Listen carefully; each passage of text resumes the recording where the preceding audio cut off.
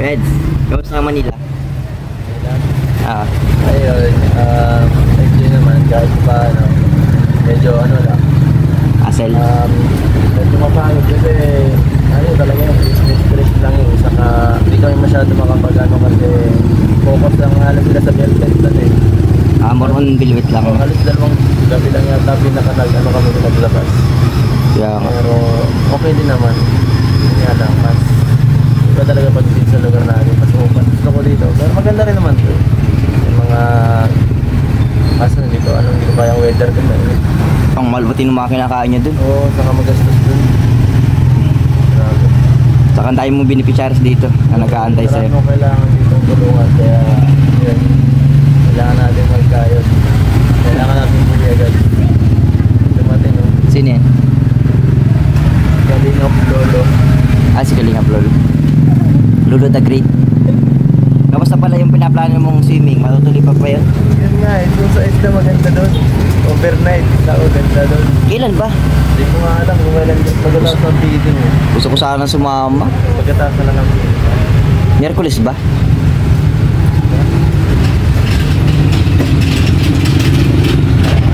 Hindi ko alam kung ano eh. Sayang. Paano style nyo nun?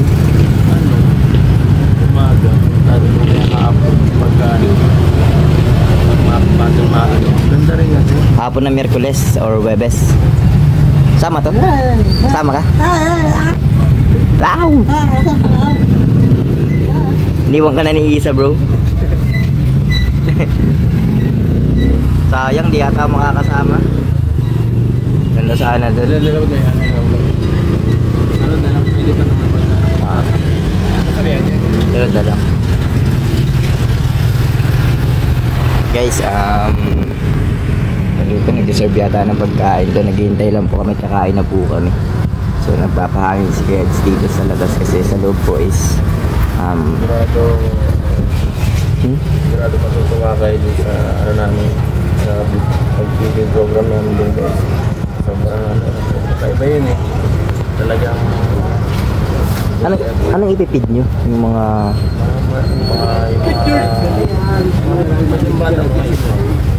mga street children doon.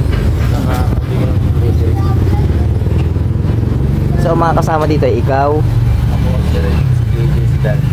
Tatlo lang kayo? Sino pa? Ay, lima pa na. Nakasalit pa.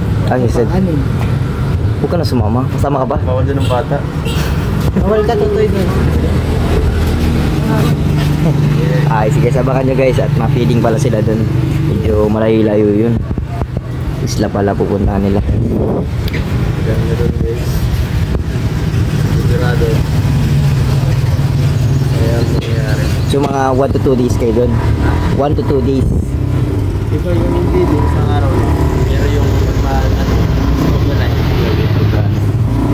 So bali, nandun na kayo, tapos kinabukasan ma-overnight pa kayo? O yung gabi din na yun? Iba yung ibang araw. Ay magkibang araw, pero hindi na kayo maalis sa islang yun? Maalis na yung feeling.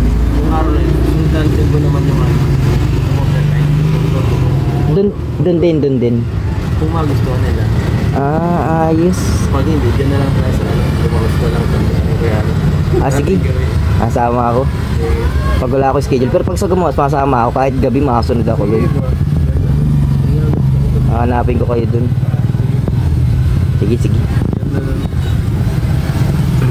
Para matuloy. Kasi nung mahal na araw, crowded yung yung swimming parang... Saka yung swimming namin ng oran, di ko pili. Hindi ko talaga pili. Wala na talaga mag-overnight. Oo, maganda pag gabi, no? Parang... Hindi kasi pag na-limay-limay ng maaga, yun ang maganda eh. Maganda mo tapos mabalik na... Tsaka. Yung ano talaga, wala ka talaga nang isip na vlog o ano. Parang wala kang problema, no? Yung sarili mo lang isip, papangkakala ko. Okay lang ako. Parang yun yung pahinga. Dapat sa isang buwan, may ganun. So habang mainit pa, okay yun. Kasi pag... Tagulan na hindi na sulit. Naman sa atin, matagal talaga. Pagpatak naman. Sa amin, naulan pa rin. Naulan-ulan po nga ngayon eh. Pero, hindi na natin ito. Kaya Sige sige. Sana matuloy. Gumaos. Yung isla, pag hindi natuloy gumaos guys. So yun, sana ay wala tayong... Ano yung Bulalakaw? May Bulalakaw ko ba? Ha? Bulalakaw? Oo, doon sa unahan ng gumaos. Sa Bulalakaw? Bawal naman yata doon. Bawal daw doon. Ang ganda sana doon kasi walang bayad. Kung magiging resort lang sana yun, maganda pa yun doon sa gumaos. Ang daw doon, sa Sabi ni Marky? hindi yung mga tao doon. Nakakalawa. Yung bagay yung pinapunta natin kay Kuya Frankie. Bulalakaw na yun eh. Hindi yung Bulalakaw. Kila Kuya Frankie. Ano ko parang resto pa doon. Awang ko sa unahan kung meron pa dun. Tanong na lang natin kung may resort sa Bulalakaw. Sige ba? Oo. Guys, abangan nyo guys.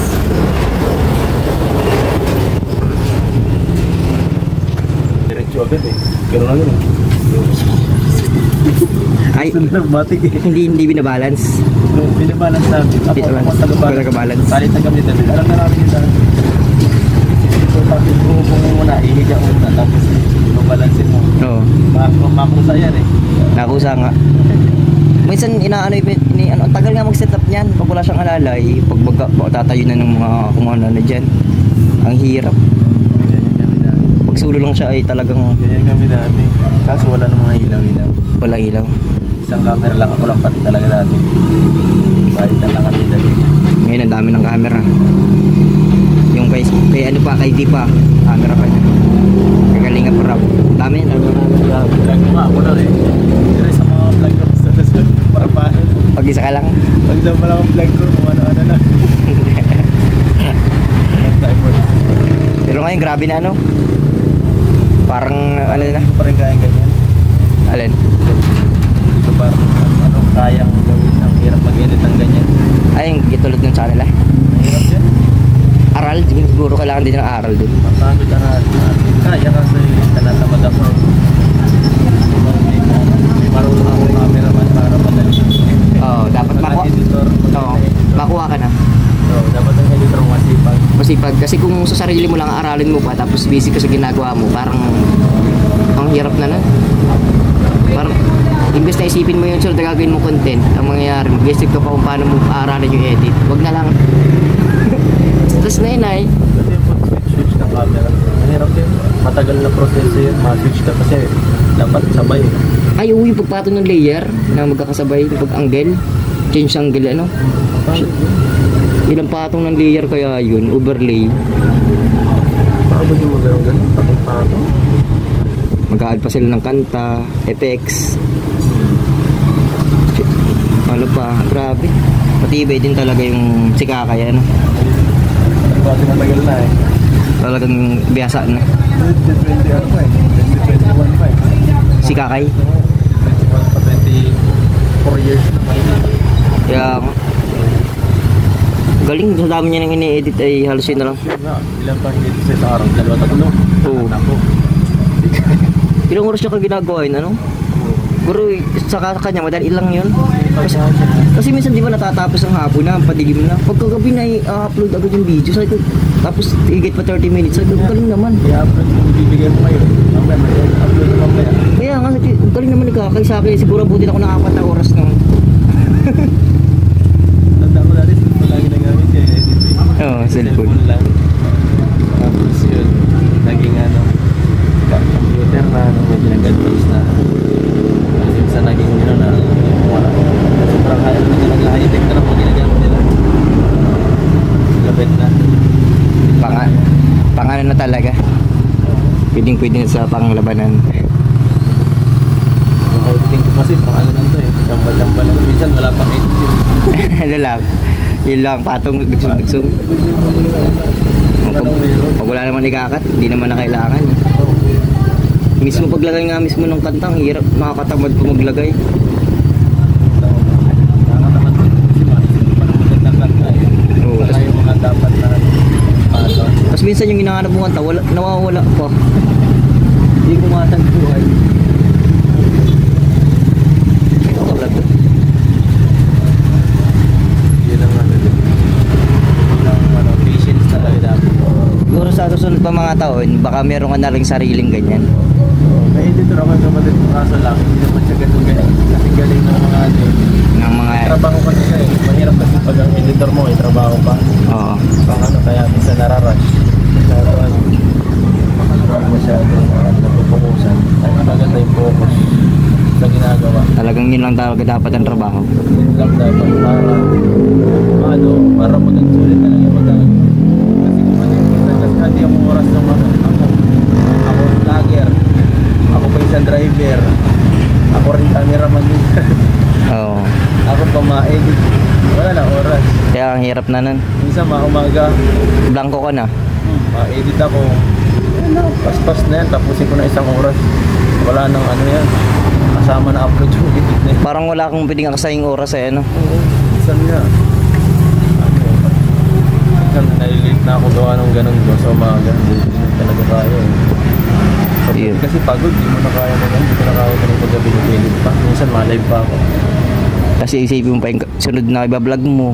Gayon na naman. Yun, hindi ko pa ma-direct. Ma-direct pa, isip ko pa ng idea baga. Mga tanong, tatanong. Kaya mag-swimming talaga tayo, yun talaga ang ano dyan. Ano ang pahinga? Swimming ang pahinga guys. Habang nagsiswimming, nag-i-edit ka. Nalalampasan ka na walang hangin sa dagat. Ay, iba-ibahin pa rin.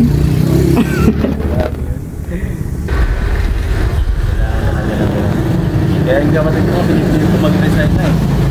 Kasi ka na, ayaw namang mag-resign. Tatapatan yung sahod. Patapatan mo. Tapatan ko ng sahod niya kaso ayaw niya. Hindi ko namatan niya. Iba niya sinahan niya. Inaan yung pinipili yung trabaho. Pag pinili niya, saka po siya pagbibigay sa ano niya. Mas okay na dito, mas relax siya dito. Kaya ano? Pag dyan siya, limited yung gagawin niya. Dito, kaya siya. Katabay ka lang pag walang binigay sa'yo, wala kang... Kaya, hindi naman everyday. Hindi man everyday. Mahirap pag empleyado eh. Parang sinaranas natin yan. Oo, papasok ka sa oras na dapat, uuwi ka sa oras na dapat. Oo, saka yung ano, bigat. Sa bigat na bibigay sa yung gawain. Yung mga gawain. Kami, minsan talaga, sobrang underpaid mo na. Ano ka pa, bibigyan mo pa ng sobrang gawain. Sobrang trabaho na kulang sa sahod. Oo. Dito Pilipinas, ganun ang talaga yun. Oras, overtime pa yun. Overtime pa. Bawal yun eh.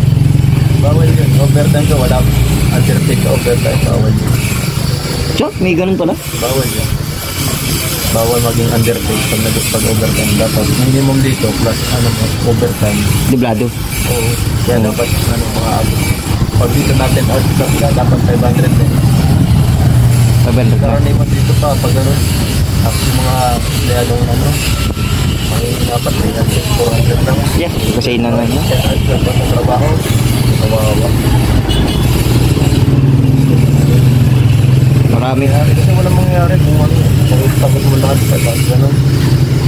So kung nakukunin yung pang-upa mo sa bahay, pagkain mo, doon na lang, nagtatrabaho ko lang para kumain. Ayaw ko ng gano'n. Ano? Gano'n ako dati, gano'n ako dati. Ako rin, sa Manila, sa Pasig. Nagsisiyan ko yun. Kaya sabi ko nga, pag nagtatrabaho talaga ako, gagalingan ko ay hindi ko sasayang yung oportunidad. Kapag nasa isang magandang trabaho ka na, Kaya nung nakuha ko talaga ito, nakabahan ko ako, grabe, mas salamat ko talaga. hindi mo na talagang pinagbutihan mo na ano. Kahit yung ban nga namin, ako na ban namin dati, ako naglilinis nun. Yung ba nagkilakaling yung prop? Yung binenta, yung binenta. Isang araw, nakwento sa akin. Ako naglilinis dati.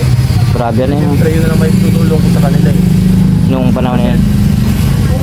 Sa iba, mahirap na gawain. Sa akin, madali lang. Kasi, yun lang gagawin ko eh. Para sa akin, nakukulangan pa nga ako kasi dati sa trabaho ko, sobrang hirap. Kung malinis ka lang naman, ano? Buong araw kang pagod. Ito, ilang oras ka lang mapapagod. Tapos pahinga ka na. Makaupo ka na lang maghapon. Diba? Yun lang, doon ka lang nagsimula. Hanggang sa sinama ka na sa... Kasi ang una, sama talaga ako, sama-sama lang. Kabari nalinis ka lang din talaga yun. Ako ang cameraman, ako ang tagalinis. Okay na yun. Maging ano talaga dapat ay maging ano ka talaga game ka lang sa lahat ng ano ng kung magiging reklamo yun sa lahat ng ano kahit mahirap man lang kung makita mo namang okay, diba? Ito na mismo ano magkita sa bagay mo paggawa ng mga bagay. makikita naman yan ng mga nakatatas mo, Oo. nakakasipag. Oo. At pag nakikita ka naman ng masipag, di ba? Siyempre, lagi kang Parang may promote. Mapipili na, ay, ganito, magaling ito. Hindi ito mawawala sa akin, ganito sa grupo ko, kailangan ko ito lagi, kasama ko ito lagi. Yung boss mo na maano sa'yo, tapos magiging magugustuhan siya. Ganun lang, ganun lang nasa isip ko na Kahit nung nasa ano ka pa, nagtatrabaho ka pa lang sa mga kumpanya, ganun nga ikaw. Oo. Yan. Masaya. Maging okay ang lahat. Hanggang sa hanggang naabot na natin. Kasi kumain na pa. Pangarap na magkaroon ng sasakyan, ganyan. Oo, ng stock yan. Ng mga bagay na meron ako ngayon. Oo. Grabe ano. Kaya ibang klase. Sobrang layo na rin kung hindi ko akala makakasalog nung wala pang trend na. May mga ganito na akong na-achieve. Kaya nga ano, sa tutusin lang ang hirap nito. Ito, pang karniwan, mga 50 years old ka na, magkakaganto ka pa lang. Oo. Sasakyan, Ikaw, sariling bahay. ang malupit nga nito, binata ka pa. Yun nga. Tapos may, ang galing, galing. Pangarap ng karamihan na sa Pilipinas, hindi mo basta-basta matutunan. Ay, hindi makukuha sa Pilipinas kung ganito. Basta, mahirap dito magtutun eh. Sinasahod ka ng sapat lang para sa sarili mo at sa pamilya mo, kulang pa. Ako. Swerte ka talaga, kuya. Swerte ko rin, nandito ako, sana yung maging katulad ako. Kasi natin lahat dito. Na nakikalinga prob tayo, guys. Kaya yung ibang nagalang mahal. Kasi medyo, inaanuhan, na-appreciate yung mga paghihirap nila,